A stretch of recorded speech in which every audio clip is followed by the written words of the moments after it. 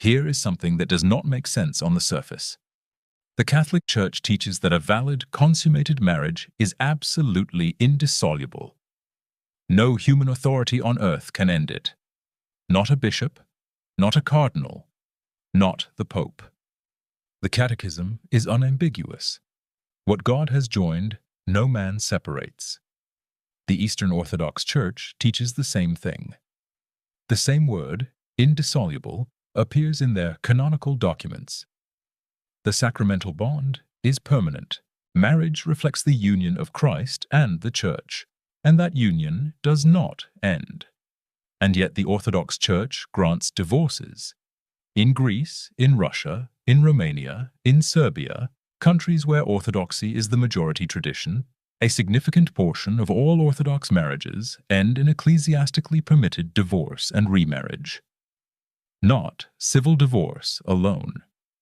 Church-sanctioned dissolution, with a priest present at the second wedding. Two churches. Same doctrine on paper, completely opposite outcomes in practice. And then there is Protestantism, which does not technically recognize divorce as a theological category at all in most of its traditions, and yet produces the highest rates of remarriage after separation of the three. Three traditions. One word in the original Greek text of the New Testament, and 500 years of irreconcilable conclusions about what it means when a marriage ends. If this channel is where you come to understand what these traditions actually teach, not what you assume they teach, not the surface-level version, subscribe now and stay with it. What follows is not simple. Every line of this conflict runs back to a single passage. Matthew chapter 5, verse 32. And its parallel in Matthew chapter 19, verses 3 through 9. In Matthew chapter 19, the Pharisees test Jesus directly. Is it lawful, they ask, for a man to divorce his wife for any reason? Jesus responds by going back to Genesis, to the original design of marriage as a union of one flesh. What God has joined, let no man separate. The Pharisees push. Then why did Moses permit a certificate of divorce?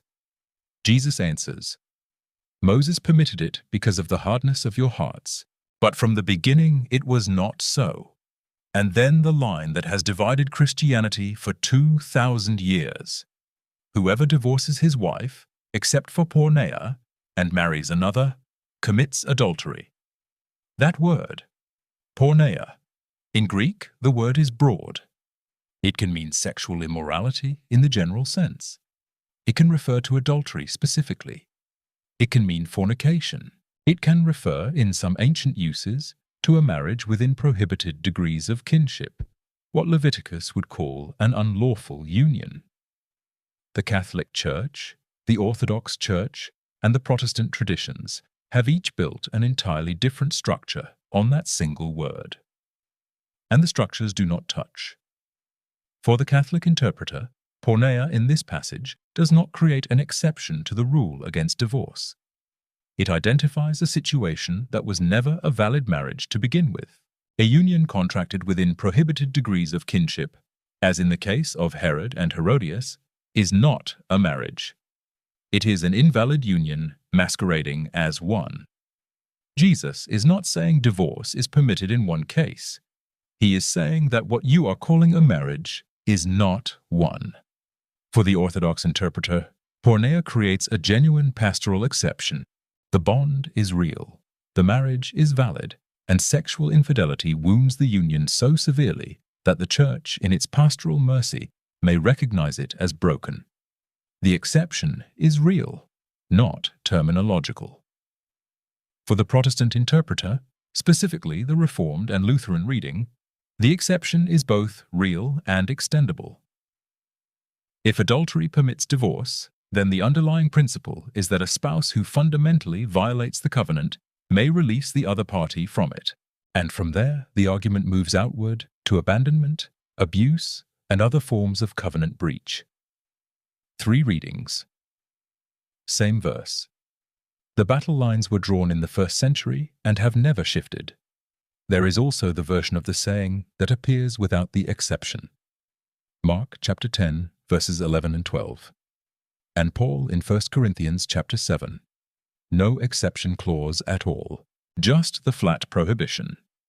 The Catholic and Orthodox traditions use these passages to argue that the exception in Matthew is narrow by design.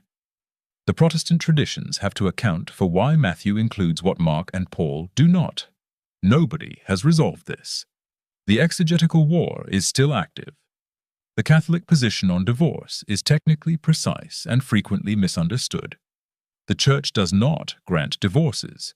It does, however, grant tens of thousands of declarations of nullity every year, the procedure colloquially known as an annulment.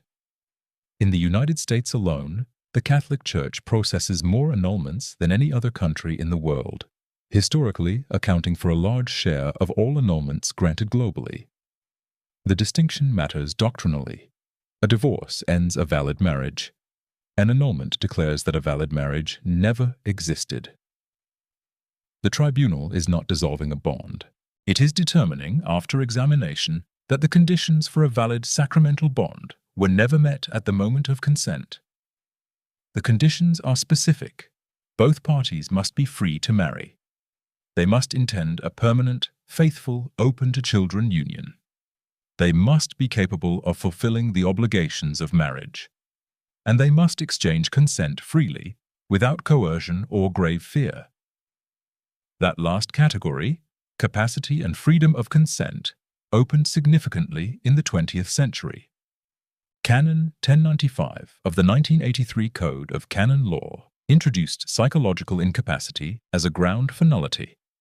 A person who, due to psychological causes, lacks the capacity to assume the essential obligations of marriage at the time of consent may be found to have never validly married.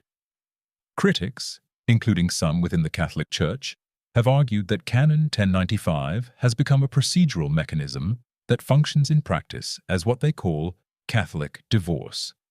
The marriage existed, the relationship was real, children were born, and then a tribunal determines that one party lacked the capacity for marital consent 20 years ago. The Church maintains the distinction is not semantic. A null marriage is ontologically different from a dissolved valid one. The moral weight of the declaration does not depend on whether the couple felt married at the time.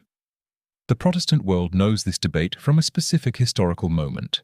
When Henry VIII sought an annulment from Catherine of Aragon in 1527, the argument his theologians constructed was essentially canonical. The marriage was null from the beginning because Catherine had been previously married to Henry's brother Arthur. Rome disagreed. Henry's response to that disagreement became the Church of England. The annulment question that started as a dynastic problem produced an entirely new ecclesial tradition, one that would eventually develop its own theology of divorce and remarriage from scratch. The Orthodox position requires understanding a concept that has no direct equivalent in Western Christian theology.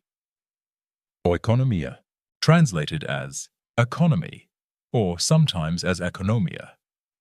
But in its theological meaning, it refers to the Church's pastoral authority to grant dispensations from canonical strictness, when the rigid application of the law would cause greater spiritual harm than the exception. The Orthodox Church holds that marriage is sacramental, and that the sacramental bond is, in principle, indissoluble. This is not rhetorical. Orthodox theologians are not being dishonest when they use the word indissoluble. They mean it. But the Orthodox Church also teaches that a marriage can die. Not be dissolved by legal decree, die. The living reality of a marriage, which is supposed to reflect the union of Christ and the Church, can be destroyed by human sin so thoroughly that what remains is not a marriage in any meaningful theological sense. It is a legal shell over a spiritual absence. When that death occurs, through adultery, through abandonment, through irreconcilable breakdown, the Church does not pretend the living reality is still there. It acknowledges the death, and it permits the surviving spouse to marry again, not as a right, but as an act of pastoral mercy extended to someone in a condition of spiritual devastation. This is the logic of Oikonomia. The law is not suspended. The Church is not saying the first marriage was invalid, It is saying that this person in this condition requires pastoral accommodation. The canonical basis is old. The Synod of Trullo in 691 AD codified the practice. The first marriage is the true marriage. The second marriage is a penitential concession, permitted but marked. The Orthodox liturgy for a second marriage is different from the first. There is no crowning ceremony, the tone is more somber, and the prayers include petition for forgiveness. A third marriage is permitted only under exceptional circumstances and comes with formal penitential requirements, exclusion from communion for a defined period. This is not the Protestant position, though it is sometimes confused with it. The Protestant tradition does not ask the Church to extend mercy to a broken marriage. It asks whether the marriage is theologically dissolved. Those are different questions. The Orthodox answer does not dissolve anything. It extends cover to someone living in the wreckage. Here is where I want to hear from you. If you grew up in a tradition that treats divorce and remarriage as a straightforward personal decision, no tribunal, no oikonomia, no waiting, did you know the other two traditions read the same biblical text as producing a fundamentally different answer? Was this on your radar at all? Drop it in the comments, because that gap in awareness is one of the things this channel is built to close. The Protestant landscape on divorce is not uniform. Treating it as a single position is the first mistake. Martin Luther read the exception clause in Matthew as a genuine permission. Adultery dissolves the marriage bond. The innocent spouse is free to remarry. Luther went further and suggested that a spouse who persistently refuses conjugal rights might also provide grounds for dissolution, a position that most of his contemporaries considered too expansive. John Calvin agreed that adultery dissolved the bond, but was more cautious about extending the permission further. He was particularly skeptical of civil divorce proceedings as a substitute for clear biblical grounds. The Reformed tradition that developed from Calvin, Presbyterians, Reformed Baptists, many Anglicans, largely held that adultery was the one permissible ground, with significant internal debate about whether desertion qualified under Paul's statement in 1 Corinthians chapter 7, verse 15. If the unbelieving partner separates, let it be so. In such cases, the brother or sister is not enslaved. That passage, the Pauline privilege, became its own fault line. Catholic theology applies it only to marriages between an unbaptized and a baptized person, where the unbaptized party departs. Protestant theology applies it more broadly. If a spouse abandons the marriage, the abandoned party is released from the obligation. Contemporary evangelical Protestantism has largely moved to a position that permits divorce for adultery and abandonment, with significant portions also accepting divorce in cases of abuse, arguing that physical abuse constitutes a form of covenant abandonment, even if it does not fit the explicit biblical categories. There are Protestant denominations, conservative Reformed churches, some Anglican bodies, some Baptists, that maintain a strict no-divorce position or permit separation without remarriage, but they are numerically a minority in the broader Protestant world. The result is that Protestantism presents a spectrum rather than a position, from near-Catholic restrictiveness in some communions to essentially unlimited civil divorce treated as theologically neutral in others. The place where all three traditions reveal their actual priorities is not in the easy cases. It is in the ones designed to break the rule. Consider abuse. A spouse is in physical danger. The Catholic tribunal process takes months to years. The Orthodox bishop may or may not grant pastoral permission quickly depending on jurisdiction. The Protestant pastor in most evangelical contexts will tell the endangered spouse to leave immediately and that God does not require them to remain in physical danger. In practice, all three traditions counsel separation in abuse cases, but what they say about remarriage afterward separates them sharply. The Catholic Church does not automatically grant a nullity on grounds of abuse. The abuse may be evidence of incapacity at the time of consent, but it requires canonical discernment. The Orthodox bishop may grant oikonomia. The Protestant tradition, in most of its forms, will permit remarriage. Consider the unbaptized spouse. The Catholic Church developed two specific privileges to handle this case. The Pauline privilege applies when two unbaptized people marry, one converts, and the unbaptized party departs. The marriage is dissolved, and the converted party may remarry. The Petrine privilege, exercised personally by the Pope, applies in cases where a marriage between an unbaptized and a baptized person was never sacramentally valid because one party was never baptized. In both cases, the Church is not dissolving a sacramental marriage. It is recognizing that a sacramental marriage did not exist. Consider what happens to the spouse who remarries without ecclesiastical permission. In the Catholic Church, a Catholic who divorces and remarries civilly without an annulment is in an irregular situation. They are not excommunicated. The 1983 Code removed that penalty. But they may not receive communion, they may not serve as a godparent, and they may not receive certain other sacraments. The 2016 Apostolic Exhortation Amoris Laetitia opened a pastoral debate about whether communion might be permitted in some cases under the discernment of the local bishop, a debate that remains contested within Catholicism. In the Orthodox Church, remarriage without episcopal permission places a person outside the sacramental life of the Church. In most Protestant traditions, no formal sacramental consequence attaches to remarriage. The theological territory is handled at the level of individual conscience and pastoral counseling. These are not differences of degree. They are differences about what the Church is, what the sacraments are, and what authority the clergy hold over the inner life of the marriage bond. Every time this question has come up across Church history, in the councils, in the Reformation debates, in the modern pastoral crises, the argument has eventually returned to the same underlying question, and the three traditions have never agreed on the answer.